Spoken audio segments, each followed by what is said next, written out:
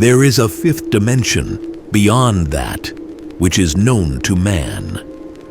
It is a dimension as vast as space and as timeless as infinity. It is the middle ground between light and shadow, between science and superstition, and it lies between the pit of man's fears and the summit of his knowledge. This is the dimension of confusion. It is an area which we call the Depravity Zone.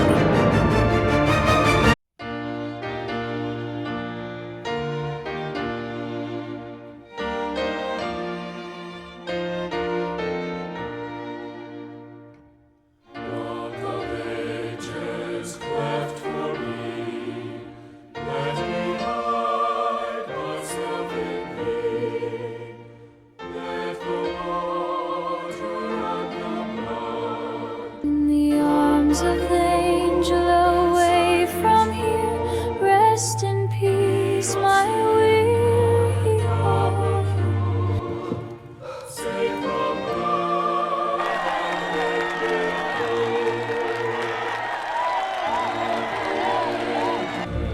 of my hands, and fill all my lost demands. Would my zeal no rest and know? Would my tears forever flow? What you just saw may seem strange. Your 21st century history books and leaders tell you our pioneer families were resilient and carved out a life in the wilderness through shared strength and religious values. In the winter of 1834, a different story emerged from Cass County, Illinois, that challenges this traditional narrative. Local reports described an elderly woman bound and placed on the stones of a pioneer hearth, the center of an impending sacrifice. This sounds like fiction, a campfire ghost story designed to unsettle an audience rather than record an actual event. However, I was alive in 1834 in Illinois. Moreover, I competed and lost an election to one of the actors in this drama. To quote one of your old movies, "Buckle up, it's going to be a bumpy ride." The patriarch's name was John B. Witty, though everyone called him Britton, born in McMinn County, Tennessee. He drifted up through Kentucky until the neighbors got too close, and around 1826 struck out for the famous Sangamon country. The cabin, plain and hand-hewn, he built his cabin in the Barrens on the northwest quarter of Section 32.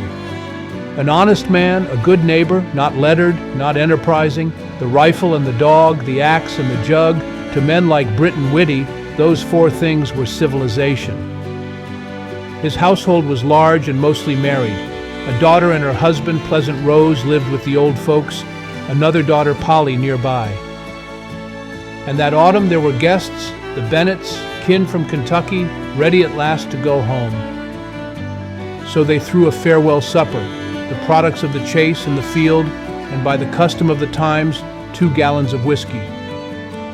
In the corner, one daughter, Mrs. Berry, lay recovering from a sickness, glad just to be among her people. The night outside was hard with frost. Inside, the fire threw its comfortable light over all of them, and when the jug came round again, somebody began to sing. As the whiskey worked, the old camp meeting hymns rose with camp meeting force, and the music did something. She bit her mother's hand and began shouting and clapping as if seized by joy. And whatever had her, it was contagious. The exhilaration fed on itself and increased until the whole group cried out in real terror to know what they must do to be saved. One of them announced that a revelation had come to him. They begged for a sign to show them the victim. None came, so they chose for themselves. They chose the oldest, the gentlest, the least able to resist, the grandmother the whole Barrens knew as Granny Witty. They stripped her, bound her, anointed her with bear's grease, and laid her on the broad stone hearth to wait. They took up the hymn and marched and paid no attention at all to her screaming until her eyebrows and hair had burned away and the screaming began to fail. And then the door opened, I heard the noise. Is someone sick? Do you need help? Lo, our supplication is heard. This is the one the Lord has sent us. They pulled the old woman off the hearth and put her to bed. And after a struggle that tore nearly every stitch from his body, they bound William Lewis into place and barred the door. There was no cruelty in their faces and only a dreadful earnestness. He was to go on to the fire at the end of the hymn. They were already on the last verse. It was pure chance that saved him. 3 men, Julius Elmore, Amos Dick, and Philip Hash, were out coon hunting and heard a clamor no cabin should make. Elmore reached it first. He pounded, he called, nothing. He found the door barred from inside. So he took up a fence rail and beat it open. Coming, boys. They dragged Lewis from the fire and cut him free, but only after a furious fight with a crowd that fought back not as criminals caught, but as worshippers interrupted. Only when they faced 3 armed men did the frenzy drain out of them, and one by one they came back to their senses. Elmore took the old woman home that night and sent for Dr. Pettit. She recovered. Lewis was burned and bled from 14 wounds. They had Dr. Chandler at his bedside before daylight. I warned you about this story. So to continue, the community demanded justice, and it came. The case went on the Morgan County docket as the People versus John Lucas Witty in Pleasant Rose. My future political opponent prosecuted the case. A formal 1835 court indictment exists today, providing a legal record of this attempted frontier sacrifice. The document features the signature of a young Stephen A. Douglas, indicating this crisis was significant enough to require one of the state's most promising legal minds. This raises the question of how a future giant of American politics became responsible for prosecuting a group of pioneers who had effectively seceded from reality. The Illinois of the 1830s was a vast expanse of sparsely populated grids, where settlements were separated by miles of unmapped wilderness. When winter snows arrived, travel became impossible. These conditions trapped families inside for months, severing all contact with the outside world. Life for these families was confined to a single room within a log cabin, surrounded by a frozen landscape offering no sensory relief. Under this weight of silence and solitude, the mind can begin to fray. Historians call this frontier psychosis, a psychological break occurring when a lack of social anchors allows a communal delusion to take root. The pioneer cabin functioned as a pressure cooker, where shared paranoia was allowed to boil over without any outside influence to cool it down. Inside that cramped environment, the residents established a ritual they referred to as the Sacrament. Court records describe a scene where men and women formed a single file line, marching obsessively around the roaring heat of the fireplace. An older man stood at the head of the room to enforce the ritual, holding a loaded flintlock rifle to ensure no one broke formation. The victim was forced to watch the fire and the marching figures, a prisoner to a group no longer recognizing the laws of their neighbors.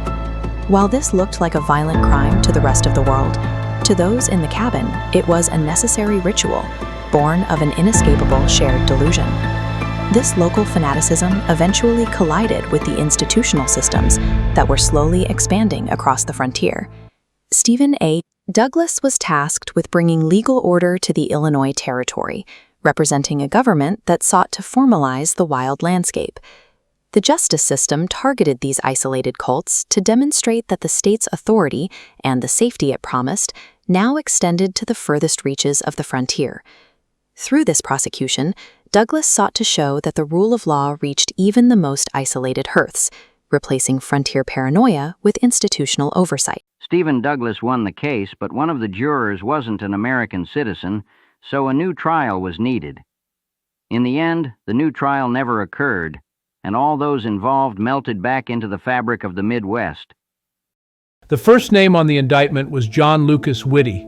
He acquired the title to 40 acres in Cass County in 1848, and there is no record of additional confrontations with the law.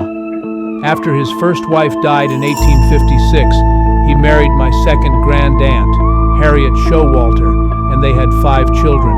In the end, John Lucas was able to extricate himself from the depravity zone.